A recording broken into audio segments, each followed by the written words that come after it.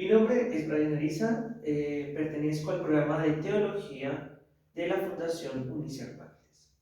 Lo que vamos a hablar el día de hoy es sobre el texto de Teodoro Adorno que se llama Consignas, más a profundidad sobre la educación después de Auschwitz, que lo que nosotros vamos a vivenciar y analizar es poder ver desde un hecho histórico, anclarlo y adaptarlo a la filosofía antropológica. ¿Qué sucede allí? Lo que nosotros vamos a ver como tal es un proceso de cosificación que se vio, ¿cierto? ¿Y qué solución plantea Teodoro Adorno ante ello? Para esto, nosotros vamos a dividir en tres partes y poder llegar a una tesis. La primera parte es la contextualización de lo sucedido en Auschwitz. Entonces vamos a copiar aquí, contextualización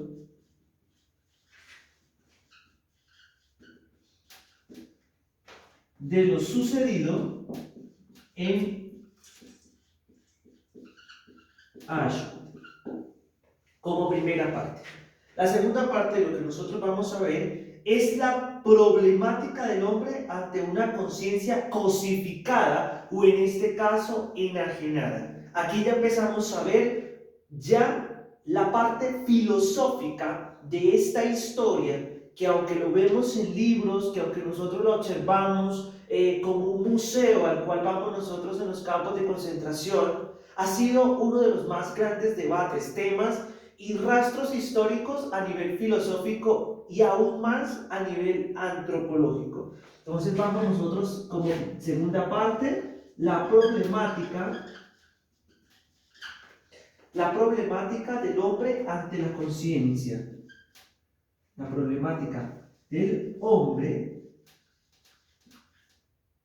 ante una conciencia cosificada. Y ya en la tercera parte nosotros vemos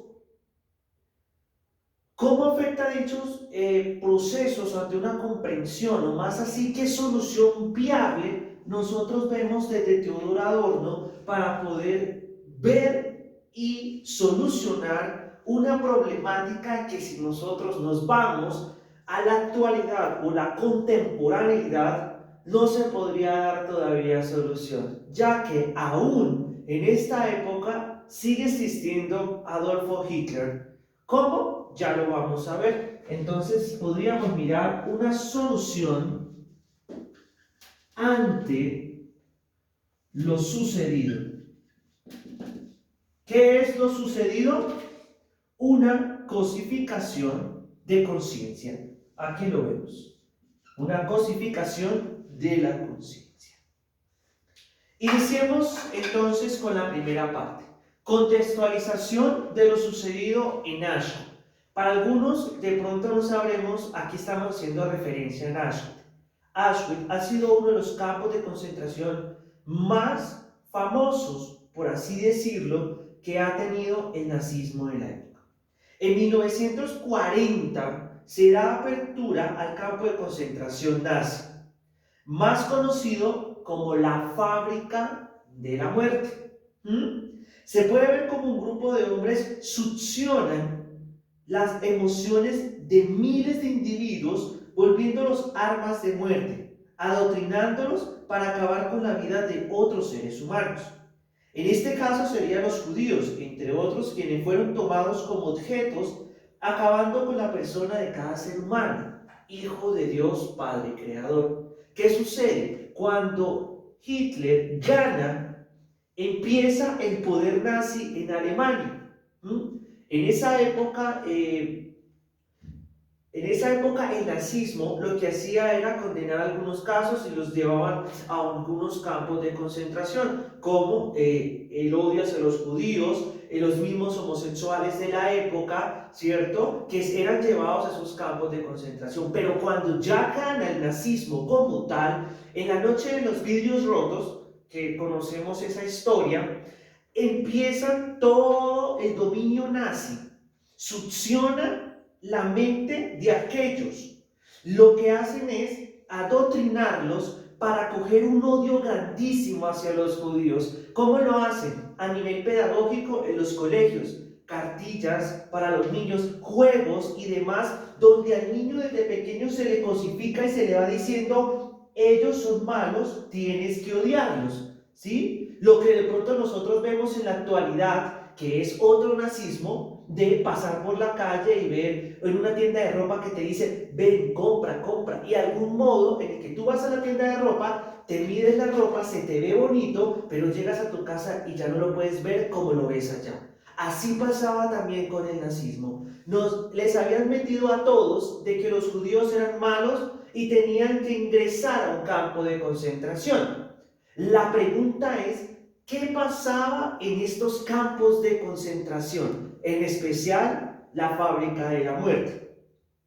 Había un dicho muy burlesco de la época que se decía, se entraba por la puerta y se salía por la chimenea. Todos dirán, ¿será Santa Claus? No, no es Santa Claus. ¿Qué era lo que sucedía? Fueron obviamente las expresiones de barbarie a las víctimas que ingresaban allí. ¿Qué pasaba con la sociedad en ese momento de la historia? ¿Será que no sienten alguna reacción al ver sufrir a los otros seres humanos sin importar la raza o religión? Es de pronto lo que nos preguntamos ahorita. ¿Por qué? Porque en dicho campo no ingresaban solo gente adulta, ingresaban niños, mujeres, de todas las edades, ¿no? Si hemos observado la película El niño de la pijama de rayas, podremos ver que lo que se veía a los demás afuera no era lo que se vivía al interior. Es aquí donde podemos observar el carácter manipulador, el poder convencer y enajenar la razón de los hombres desde una objetivización. ¿Qué sucede allí? Aquí ya empezamos a ver la problemática del hombre ante la cosificación de la conciencia. Y esto ya es un problema antropológico, que el hombre, cada uno que tiene mente, razón, ¿cierto? Que posee todo el campo, o por así decirlo, un paquete completo de accionar, era puesto casi como este marcador. Era cosificado, era tratado como una cosa. Y no tanto los judíos que ingresaban al campo de concentración, las mismas personas que debían mandar y ejecutar allí estaban poseídos y manipulados en ese momento por un patrón, que era el mismo Adolfo Hitler, ¿sí? Entonces, era una cadena que se iba implementando de cosificación y enajenación, donde yo hago lo que tú me digas. Eso quiere decir que yo pierdo todo mi potencial de conciencia, que yo pierdo mi razón y empiezo a ser un robot donde voy haciendo lo que me van diciendo. Y así sucesivamente una cadena. En dicho tiempo, cuando Hitler sube al poder, se inicia una educación mezclada con odio y con un fin u objetivo específico, que era convencer a todos los alemanes que tocaba acabar con los judíos, ¿sí? A los niños, lo que yo les decía, se les hacía una referencia a los judíos como personas malas, y no habría palabras para definir esto. Entonces, en este contexto, podría yo decir de manera cruel que la vía a la izquierda, en dicha época se sabía que si el camino era tomado por la vía derecha, tendría un poco más de tiempo en cuanto a existencia, pero si era conducido por la vía de la izquierda, era para ir a Auschwitz. Eso quiere decir donde la única forma para salir, como lo dije, era la chimenea. La pregunta que suscita aquí es, ¿qué pasa con el pueblo o con la población que no está de acuerdo con tanta abominación? Los que no fueron convencidos por el Estado nazi antes de acabar con las vidas humanas. Callar. Fue la solución inmediata. Seguir como si fueran hijos de esa misma religión, pero en su interior sabían que ello estaba mal, que matar no era una solución ética y menos moral. Quien en dicha época conocían de Dios, sabían que el gobierno cometía un desagravio. Nadie tiene derecho a invalidar este hecho, con la excusa de que fue un fenómeno superficial, una aberración en el curso de la historia, irrelevante frente a la tendencia general del progreso de la humanidad, presuntamente en marcha. Porque si nos ponemos a analizar, aún hay personas que están de acuerdo con la política nazi. O peor aún, que declaran que fue algo de la historia, que fue algo que suscitó para mejorar un estado económico. Pero lo que no sabemos es a profundidad qué sucede desde un enfoque filosófico y en especial antropológico. Vayamos pues, ¿dónde está el problema? La problemática del hombre. Es importante observar al hombre como un ser racional en cuanto a su acción en una sociedad. Yo soy un ser social, razono, pienso y ejecuto una opción. Esto me recuerda a Wittgenstein, ¿cierto? Que para él callar era una reflexión muy sabia e inteligente. ¿Por qué? Porque de primero pensaba antes de ejecutar la palabra o la acción. El hombre es un ser pensante por naturaleza, inteligente y capacitado para la reflexión. Personalmente, no podemos coartar al hombre de una inteligencia. ¿Qué quiere decir ello? Para mí, tú eres inteligente a tu manera. O sea, eso quiere decir que desde la psicología, la filosofía y la misma teología, todos poseemos inteligencias múltiples, porque se nos ha dado un don, se nos ha dado un carisma o una facilidad para ejecutar una acción u expresión en la cual me haga satisfacer o me haga un placer para lo bueno y para la moral. ¿Por qué cometer violencia si nosotros tenemos toda la capacidad que acabé de decir? ¿Por qué cometer una violencia desmedida como la que se vivió en dicha época? ¿Y por qué se llega más aún a la problemática de todo este discurso que estoy dando, que es una conciencia cosificada? Es aquí donde se encuentra el problema, la enajenación de la capacidad humana.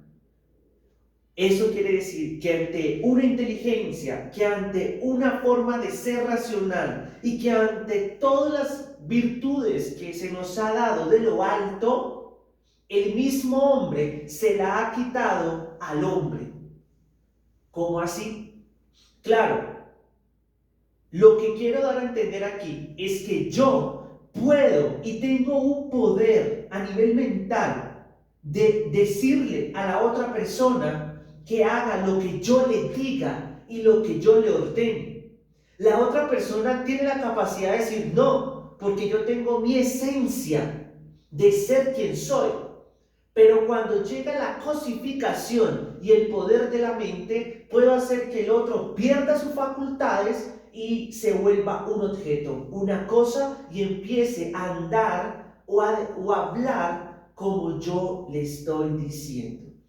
Algo parecido a lo que muchas veces hacemos en la academia, repetir y hacer lo que muchos autores han dicho. Con la enajenación, la conciencia se vuelve un objeto. Se da la cosificación de conciencias y se pierde la facultad de amar al prójimo y tratarlo como debe ser. ¿Por qué había odio en dicha época? ¿Por qué había masacres? ¿Por qué el hombre podía maquinar? Y muchas veces, como el doctor que trabajó ante el nazismo, que podía coger partes de cuerpos humanos y hacer experimentos, ¿sí?, de los cuerpos tomados de los mismos judíos para hacer experimentos como si fuera un juego, ¿sí? Pegar cuerpos con cuerpos en dicha época fue un juego donde no me importa la persona porque ya estoy tratando un objeto. Mi mente automáticamente se programó para poder yo mirar al otro como un objeto.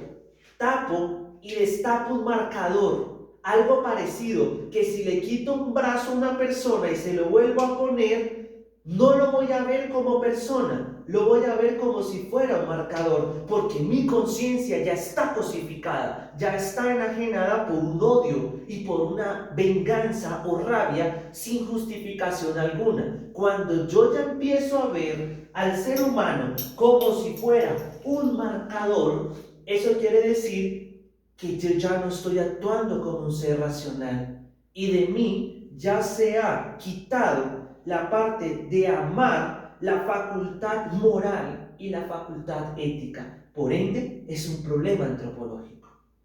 Quisiera traer a colación esta cita del texto de Theodor Adorno donde dice: el tipo de preclive a la fetichización de la técnica está presentada por hombres que dicho sencillamente son incapaces de amar.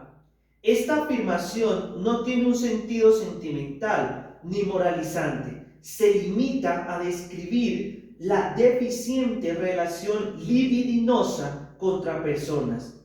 Trátese de hombres absolutamente fríos que niegan en su fuero más interno la posibilidad de amar y rechazan desde un principio, aún antes que se desarrolla, su amor por otros hombres. Lo que acababa yo de decir, ya se pierde todo. El hombre que asesina, mortifica y adquiere una conciencia cosificada en cuanto a los otros individuos es un hombre frío, por así decirlo, un robot, el cual solo ejecuta lo que su ordenador manda. En este momento de la historia y de la investigación que estoy haciendo, sería la política nazi. ¿Sí? Simple y exclusivamente, puedes verme con vida, pero interiormente el ser racional, el ente en cuanto ente, ha muerto. ¿Por qué? Porque ya hay otro patrón y dominador que está sobre mí.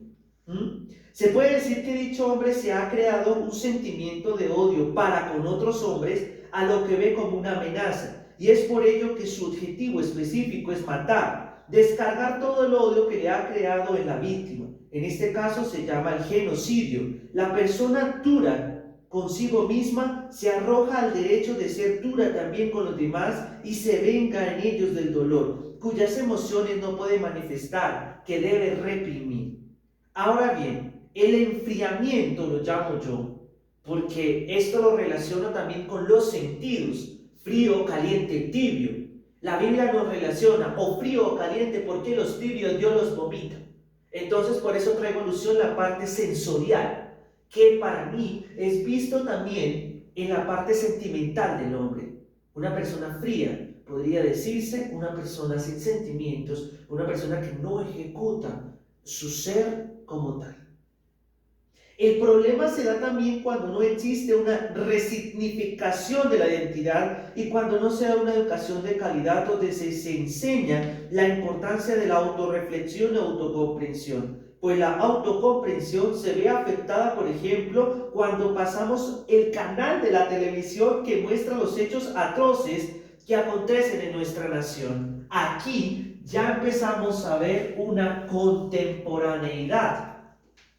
Para mí es fácil estar sentado en un mueble de la casa, pasar el control y ver lo que sucede en la nación. ¿No quiero verlo? Pasemos de canal.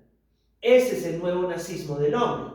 Ah, no, es que el próximo canal es más interesante porque me pasa lo que me gusta, el partido de fútbol, el hablar de una película, ¿cierto? O un juego que esté en la época. Más aún, me da pavor mirar la masacre de mi misma nación y paso el canal y prefiero ver una serie como los Juegos del Calamar. ¿No es lo mismo? No hay una masacre a nivel nacional y ver los Juegos del Calamar, que es otra masacre aún más profunda filosóficamente, pero el hombre tal vez nos hemos enajenado por un placer que radica solamente en lo que el otro está ganando por mí. La persona que creó la serie está ganando plata por mí y yo estoy siendo enajenado por ella. Allí va la autocomprensión. Nos cegamos a ver el periódico en lo que atañe a la guerra o asesinatos de muchos. Ahorita sería periódico virtual, porque las empresas de material de periódico han fracasado a nivel económico debido a la virtualidad. Otro Hitler de la historia, que no tiene nada que ver con cuanto el conflicto entre gobernantes y grupos armados. Pasamos el periódico a la sección de deportes, pues nos entretiene y nos hace pensar en ello. El enfriamiento, vuelvo y lo hablo, no solo se da en los asesinatos del holocausto nazi. Aquí ya estamos haciendo un anclar o un conectar con la contemporaneidad. El enfriamiento se da cuando, sabiendo de lo que sucede, viéndolo en vivo, pensamos por un lado ignorando todo lo sucedido. Ahorita vas en la calle y si alguien está robando allá, tú volteas para el otro lado y te vas. Si una señora se cae, tú no la recoges. Si en el transporte hay una abuelita que está de pie, tú te haces el dormido para no hacer como si no fuera tu problema. Pues como dice la gente, el problema no es conmigo. O expresiones de una seguridad privilegiada, pobre gente, es lo que decimos, de aquí para allá. Y mi autorreflexión, ¿cómo está? Problema antropológico. Creería que algunos individuos, si se sienten afectados en cuanto a la autocomprensión, ¿cierto? Y por ello deciden luchar de alguna forma contra tantas abominaciones e injusticias producidas por algunos grupos de hombres encargados de enajenar y fomentar guerra. Pero ¿qué pasó con los hombres restantes, que parecen estatuas, pues ni oyen ni sienten? No son tocados por el dolor de otros, porque simplemente no es con ellos, no les afecta dichas violencias. Allí pasamos a una idolatría bíblica. Estatuas que ni oyen, ni ven, ni sienten. Pese a la indiferencia de algunos individuos, en la actualidad sí es afectada la autocomprensión. Cuando el pueblo se une, es donde se siente que es afectado. Cuando una ciudad sale a la calle a manifestar su inconformidad o injusticia frente a hechos atroces, se ve la autocomprensión de los seres humanos. Algo similar de lo que hemos vivido en la nación colombiana. Para ello se necesita, como dice Adorno, volver al sujeto. La clave está en volver a razonar como seres pensantes. Acá ya empieza a haber una solución que oferta Teodor Adorno ante la educación después de Auschwitz, ¿cierto? Entonces, es poseer una educación que vaya encaminada a una examinación en todas las etapas del ser humano. Es allí donde surge el cambio. Cuando se habla de la educación después de Auschwitz, incluyo dos esferas. En primer lugar, la educación en la infancia, sobre todo en la primera. Luego, la ilustración general que establezca un clima espiritual, cultural y social que admita la repetición de Auschwitz. La clave de no volver a repetir dichos acontecimientos radica en una formación de concientización en todas las etapas del ser humano, en especial desde la infancia. No solo desde un enfoque religioso, sino desde la ética social. Somos seres únicos con gran capacidad para pensar. Lo más importante, como se ha dicho ahorita en todo el discurso, es el valor de pensar, autoevaluar, de elegir y de poseer libertad, y no ser enajenados en cuanto a sus sentimientos y acciones humanas. La clave de esto, la solución ante una cosificación de la conciencia, radica en una educación que vaya más que liberada, una educación que vaya anclada al yo poseer, el yo interior, una autorreflexión, anclar cultura, anclar religión, anclar espiritualidad, para que la persona se vaya cimentando, construyendo antropológicamente y decida por sí misma, con base a todas las ciencias que se le han anclado o se le han dado a ellas, para que pueda decidir y pensar como ser único y no como un ser que piensa con base a otro ser. Ese es a nivel general lo que quería traer a grandes rasgos, porque el tema de investigación es un poco más profundo, ¿sí? Cómo nosotros podemos, desde un hecho histórico, ver una problemática de enajenación que no solamente se queda en Auschwitz, sino que también llega a la contemporaneidad. ¿Cuál ha sido el problema actual? ¿Cuál es el nuevo Auschwitz de la historia? Asomarse a la ventana y ver que la gente son mundos particulares, que cada uno está ahogado en sí, que cada uno está profundamente aislado. ¿Por qué? Porque la virtualidad, ¿por qué? Porque las emociones deprimentes de la época, el aislamiento ha hecho que el problema no sea conmigo. Si veo en la actualidad problemas como los que se están viviendo de las Fuerzas Armadas Revolucionarias, matarse los unos con los otros y personas inocentes como los campesinos, el problema no es conmigo. Algo parecido a que entran por la puerta y salen por la chimenea, ¿cierto? ¿Qué estamos haciendo? Callar. Un problema antropológico actual. Callar. ¿Por qué? Porque es más fácil callar que pensar, razonar, autorreflexionar y dar a conocer el punto de vista como un enfoque de la ciencia. Eso es lo que tenía planteado dar el día de hoy. Muchas gracias.